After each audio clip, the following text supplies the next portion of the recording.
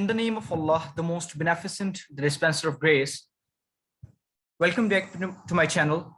Today we will discuss grade 9th biology, chapter number 1, introduction to biology, and topic number 1.3, that is the levels of organization. Last time we have discussed topic 1.2, that is Muslim scientist.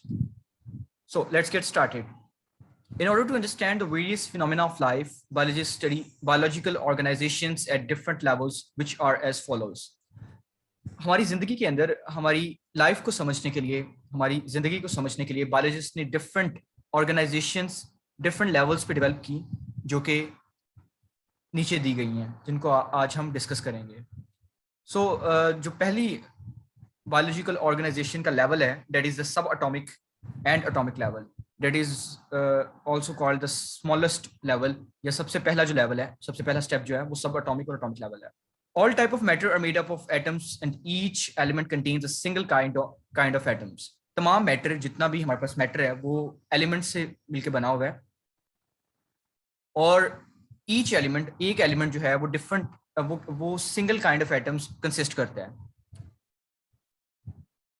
The atoms are actually made up of many subatomic particles. जो atoms हैं वो बहुत से मजीद सबatomic particles से मिलके बने हुए हैं, जिस तरह के प्रोटॉन्स हैं, न्यूट्रॉन्स हैं, इलेक्ट्रॉन्स हैं.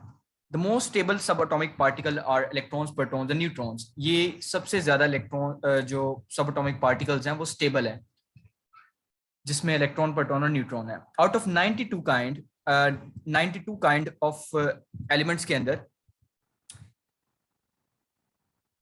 दैट अकर इन नेचर, जो कि हमारे नेचर के अंदर पाए जाते हैं, 16 are bio elements. So here is the definition of bio elements. I underlined it for your convenience. जो 16 एलिमेंट्स हैं उनको बायो एलिमेंट्स कहा जाता है, 92 एलिमेंट्स में से, जो कि हमारे नेचर में पाए जाते हैं.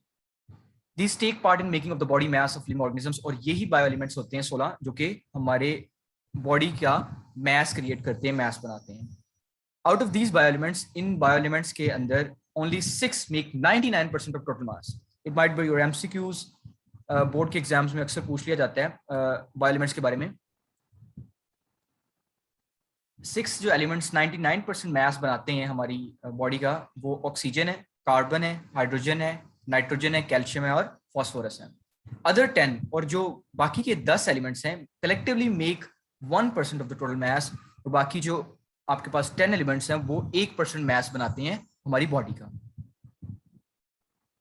ये पाई डायग्राम बनी हुई है, जिसके अंदर बताया गया कि ऑक्सीजन की इतनी कंसंट्रेशन है बॉडी के अंदर, कार्बन की इतनी है, नाइट्रोजन की इतनी है, हाइड्रोजन की इतनी है, कैल्शियम की इतनी है, फॉस्फोरस की इतनी है, और बाकी 1 एलिमेंट्स जो हैं वो 10 एलिमेंट्स, उनकी 1% है. So the next level is molecular level.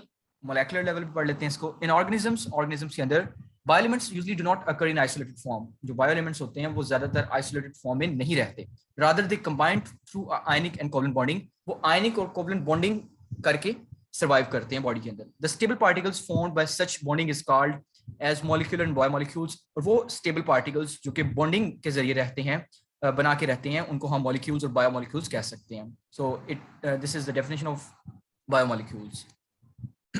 An organism is formed by enormous number of biomolecules of hundreds of different types. जो organisms होते हैं वो बायोएलिमेंट्स से मिलकर बने होते हैं, जिसके अंदर बहुत ही ज्यादा तादाद में बायोएलिमेंट्स जो होते हैं, hundreds of bioelements different types के जो होते हैं उनसे मिलकर बने होते हैं. These molecules are the building materials. और यही जो molecules होते हैं ये building material होते हैं human body के, and are themselves constructed in a great variety of complexity due to the specific bonding arrangements. और इनकी great variety होती है body के अंदर, और different complexities के साथ different bonding arrangements इनकी बनी होती हैं, जो कि हमारी body के अंदर होती है. जैसे कि ये हमारे building block भी हैं. Biomolecules are classified as macromolecules and micromolecules. इनकी 2 टाइप्स हैं. It's a very important short question. अक्सर पूछ लिया जाता है बोर्ड के एग्जाम्स में कि what is the difference between the macromolecules and biomolecules. तो ये आपने देख लेना है. Macromolecules are with lower weight, molecular weight. जिनका लो वेट होता है उनको माइक्रोमोलिक्यूल्स कहते हैं, जैसे कि ग्लूकोज है आपके पास, वाटर है, etcetera.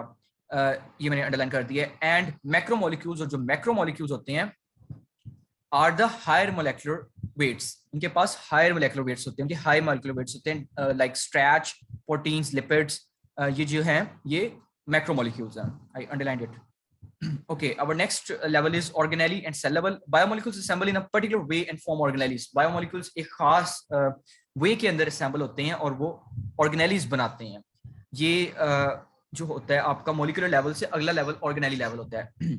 The organelles are actually the subcellular structures and when they assemble together, unit of light cells are formed. हमें पता है कि जो जिंदगी का यूनिट है, जो लाइफ का यूनिट है, that is cells, वो cells होते हैं और जब organelles आपस में मिलती हैं तो वो क्या बनाती हैं? Cells बनाती हैं. Each type of organelle is specialized to form a specific functions. जो हर एक किस्म की organelle होती है वो specialized form में होती है जो कि एक specific function अपना खुद करती है. For example, मिसाल के तौर पर mitochondria are specialized for cellular respiration. Mitochondria जो होती है वो cellular respiration करती है. Mitochondria is also called the powerhouse of the cell. It's very important MCQs for both point of view. And ribosomes are specialized for protein synthesis. और जो ribosomes होते हैं वो खास protein synthesis करते हैं, protein बनाते हैं. In this way, इस way के मुताबिक, इस चीज के मुताबिक, function of cells are accomplished by these specialized structures. जितने भी सेल का काम होता है वो इन specialized structures की मदद से अंजाम पाता है. It is an example of the division of the labor within the cell. और ये एक example भी है कि सेल के अंदर हर कोई organelle अपना अपना काम खुद करती है. Division of labor among them. In the case of prokaryotes, the most protist, the entire organism consists of single cell. It's MCQs. अक्सर पूछ लिया जाता है कि एक सेल के ऊपर कौन से ऑर्गेनिज्म मुश्तमिल होते हैं. So we can say that prokaryotes and the protists are those organisms that whole organism depend upon a single cell. In the case of fungi, all animals and all plants and organisms consist of trillions of cells. खरबों cells पर मुश्तमिल होते हैं अगर हम fungi की या दूसरे animals या plants की बात करें. Okay, our next level is tissue level. In multicellular organisms, similar cells performing similar functions are organized into groups called tissues. This is the definition of tissues. I underlined it for your convenience. Multicellular organisms के अंदर जो similar cells होते हैं वो आपस के अंदर जो similar functions कर रहे होते हैं वो groups के अंदर organize हो जाते हैं आपस में और उनको हम क्या कहते हैं? हम tissues कहते हैं. We can define a tissue as a group of similar cells specialized for the performance of common functions. हम tissues को इस तरह define कर सकते हैं कि cells के वो groups जो कि एक ही तरह specialized काम करें उन्हें हम tissues कह सकते हैं. Each cell in a tissue carries on its own life processes. Her cell के अंदर जो टिश्यू होता है वो अपनी जिंदगी खुद प्रोसेस करता है, अपना काम खुद करता है, like cellular respiration and protein synthesis. जिस तरह के सेलुलर रेस्पिरेशन है, प्रोटीन सिंथेसिस है. बट टिश्यूज लेकिन कुछ ऐसे भी ये प्रोसेसेस करता है जो कि टिश्यूज के फंक्शन के रिलेटेड होता है. There are different types of plant tissues. बहुत से प्लांट टिश्यूज भी हैं जैसे कि एपिडर्मल टिश्यूज हैं, ग्राउंड टिश्यूज हैं. ये जो हैं आपके पास डिफरेंट टिश्यूज हैं प्लांट्स के. एनिमल टिश्यूज की अगर हम बात करें, animal tissues are also different of types like nervous tissues and muscular tissues. So ये जो हैं आपके एनिमल्स के अंदर टिश्यूज जो पाए जाते हैं वो ये हैं. Our next level is organ and organ system level. In higher multicellular organisms, more than one type of tissues have related functions and organized together to make a unit called organ. इसकी मैंने definition underline कर दी है for your convenience. इसमें कह रहे हैं कि जो मल्टी सेलुलर ऑर्गेनिजम्स होते हैं उनके अंदर एक से ज्यादा टिश्यूज होते हैं जो कि एक ही फंक्शंस कर रहे होते हैं या रिलेटेड फंक्शंस कर रहे होते हैं. जब वो आपस में मिल जाते हैं, organize together, they make a unit. तो वो एक यूनिट बनाते हैं जिसको हम क्या कहते हैं? ऑर्गन कहते हैं. Different tissues of an organ perform their specific functions and these functions collectively become the function of that organ.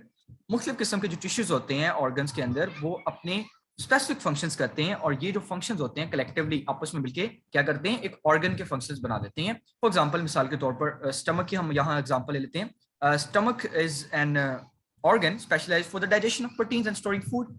Stomach एक ऐसा ऑर्गेनिज्म है जो कि ऑर्गन है जो कि स्पेशलाइज्ड होता है प्रोटीन की डाइजेशन के लिए और फूड की स्टोरिंग के लिए, जिसके अंदर फूड स्टोर होता है. Two major type of tissues are present in its structure. दो किस्म के टिश्यूज जो होते हैं वो इसके अंदर पाए जाते हैं. One is the epithelial, that is called the glandular tissues that secretes gastric juice.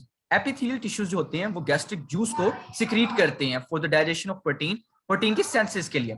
And muscular tissues, दूसरे इसके अंदर मस्कुलर टिश्यूज होते हैं that perform contraction of stomach walls for grinding of food and moving food to posterior end. और जो muscular tissues होते हैं वो स्टमक वॉल्स की कंट्रैक्शन के लिए काम करते हैं, that are used for grinding of food, जो फूड को ग्राइंड करते हैं, and move the food to the posterior end, और जो फूड को हमारे इंटेस्टाइन तक लेके जाते हैं, posterior end तक लेके जाते हैं. So two type of tissues perform their specific functions which collectively become the function of the stomach. तो दो किस्म के टिश्यूज जो कि स्पेसिफिक फंक्शंस अपने सरंजाम दे रहे होते हैं आपस में मिलके स्टमक का फंक्शन बनाते हैं. The next level of organization in multicellular organisms is the organ system level. जो next organization level है multicellular organisms का, उसको organ system level कहा जाता है. Different organs performing related functions are organized together in the form of an organ system.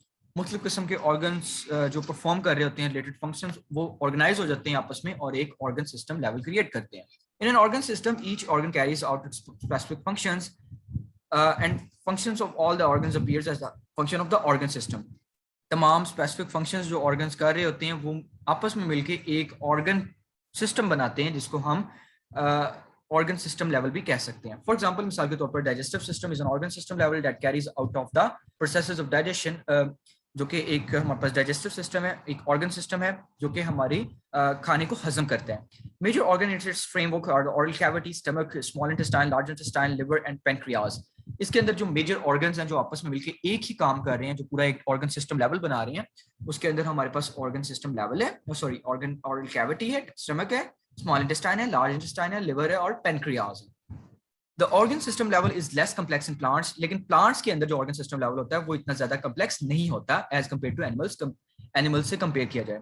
This is due to the greater range of functions and activities in animals than in plants, क्योंकि animals के अंदर ज्यादा activities होती हैं plants की बनिस्बत. Okay, our next level is the individual level. Different organs and organ system level are organized to form an individual or organism. इसकी definition जो है मैंने underline कर दी है for your convenience. जब आपस में different organs और organ systems मिल जाते हैं तो वो एक individual बनाते हैं, एक पूरा organism बनाते हैं, एक इंसान बनाते हैं. In organism, the functions, processes and activities of various organs and organ systems are coordinated. मुख्तलिफ किस्म के जो organism के अंदर ऑर्गन सिस्टम्स होते हैं, ऑर्गन्स होते हैं, वो अपनी एक्टिविटीज करते हैं, प्रोसेसेस करते हैं और वो आपस में कोऑर्डिनेट करते हैं. फॉर एग्जांपल, मिसाल के तौर पर when a man is engaged in a continuous and hard work, not only his muscles and are working but also there is an increase in the rate of respiration and heart beat. जब एक person जो होता है वो एक continuous और सख्त मेहनत के अंदर काम करता है तो उसके मसल्स के साथ साथ उसकी रेस्पिरेशन की भी इंक्रीज कर जाता है और हार्ट बीट भी जो होता है वो इंक्रीज कर जाता है. This accelerated rate of respiration and heart beat supplies more oxygen and food to the muscles which they need for the continuous work. और ये जो आपके पास काम हो रहा होता है, मुसलसल काम हो रहा होता है, ये ऑक्सीजन प्रोवाइड करता है मसल्स को, उसके साथ साथ फूड भी प्रोवाइड करता है फॉर द कंटीन्यूअस वर्क, जो कि कंटीन्यूअस वर्क हो रहा होता है उस time. Our next level is the population level. Biologists extend their studies to the population level where they study interactions among the member and same species living in the same habitat. Biologists ने अपनी studies को मजीद आगे बढ़ा दिया है population level तक, जहां वो उन्होंने ये डिस्कस किया कि किस तरह एक हैबिटाट में रहने वाली डिफरेंट स्पीशीज जो होती हैं आपस में इंटरेक्ट करती हैं. यहाँ से डेफिनेशन स्टार्ट हो रही है पॉपुलेशन की. I underline it for your convenience. A population is defined as the group of organisms of the same species located at the same place at same time. आप population को इस तरह explain कर सकते हैं कि एक ग्रुप ऑफ ऑर्गेनिजम्स जो कि सेम स्पीशीज से हों, located at the same place, एक ही जगह पे रह रहे हों, इन द सेम टाइम एट एक ही वक्त में रह रहे हों, तो आप उनको कह सकते हैं कि दैट इज द पॉपुलेशन. ये पॉपुलेशन है. फॉर एग्जांपल, मिसाल के तौर पर human population Pakistan in 2010 comprises of 73.5 million individuals. 2010 के अंदर 173.5 मिलियन इंडिविजुअल्स जो थे वो पाकिस्तान के अंदर थे. नेक्स्ट पे two very important short definitions हैं जो कि अक्सर बोर्ड में पूछ ली जाती हैं. I highlighted it for your convenience. Species की डेफिनेशन है और नेक्स्ट पे हैबिटाट की डेफिनेशन है. ये भी अक्सर बोर्ड के एग्जाम्स में एज अ शॉर्ट क्वेश्चन पूछ ली जाती है, इसको आप देख लीजिएगा. Okay, our second last level of organization is the community level. Community is an assemblage of different populations interacting with one another within the same environment. I underlined this definition for your convenience. Community एक assemblage होता है जिसमें मुख्तलिफ populations आपस में interact कर रही होती हैं in the same environment, एक ही environment के अंदर. इधर एग्जांपल दी हुई है. A forest may be considered as community. Forest भी एक community हो सकती है. It includes different plants, microorganisms, fungi and animal species. इसके अंदर मुख्तलिफ किस्म के plants आ सकते हैं, आपके पास microorganisms आ सकते हैं, आपके पास animal species आ सकते हैं, fungi आ सकती है. Communities are collections of organisms. Communities जो होती हैं उसके अंदर different kinds of collections होती हैं organisms की, in which one population may increase, जिसके अंदर एक population increase भी कर सकती है, other may decrease, और दूसरी population decrease भी कर सकती है, कम भी हो सकती है. Some communities are complex, लेकिन कुछ communities जो होती हैं वो complex होती हैं, जैसे कि इन्होंने example दिया a forest community, a pound community, जैसे कि एक forest community है या एक तालाब की community है, ये complex हो सकती हैं. Other communities में भी simple, कुछ communities simple भी हो सकती है, जैसे कि a fallen log with various population under it. अगर एक दरख्त का टुकड़ा गिरा हुआ है तो उसके अंदर भी कई जो communities है वो रह सकती हैं. In a simple community, number and size of the population is limited, so any change in biotic and abiotic components may be drastic and long lasting effects. तो जो आपके पास कम्युनिटीज होती हैं उनके ऊपर बायोटिक और एबायोटिक इफेक्ट्स जो होती हैं वो ड्रास्टिक इफेक्ट्स और लॉन्ग लास्टिंग इफेक्ट्स भी उनके ऊपर इफेक्ट कर सकती हैं। So our last level is the biosphere level. The part of Earth inhabited by organisms communities is known as the biosphere level. I underlined it for your convenience. It might be your MCQs or short question. वो अर्थ का part जो कि organism से inhabit हुआ होता है, जिसके अंदर ऑर्गेनिज्म कम्युनिटीज रह रही होती हैं, उसको हम बायोस्फीयर कहते हैं। It constitutes of all the ecosystems, इसके अंदर तमाम इकोसिस्टम्स आ जाते हैं and is called the zone of life on the earth, और इसको zone of life on the earth भी कहा जाता है। तो that's all for the day. ये हमारे पास 9 हमारे पास कम्युनिटीज थी, जिसको आप in other words the levels of organization भी कह सकते हैं। So if you have any question or queries, you may ask in a comment section below, and don't forget to subscribe, like, comment, and share my channel. Thank you so much. Stay tuned. Allah Hafiz.